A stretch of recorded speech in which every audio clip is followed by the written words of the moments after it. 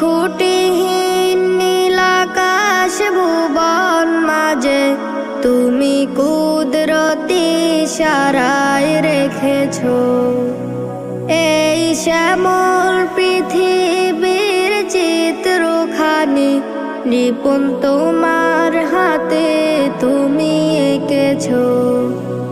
ওই খুঁটিহীন নীলাকাশ ভুবন মাঝে তুমি কুদরতি ইশারায় রেখেছো এই শ্যামল পৃথিবীর চিত্রখানি নিপুণ তোমার হাতে তুমি এঁকেছো।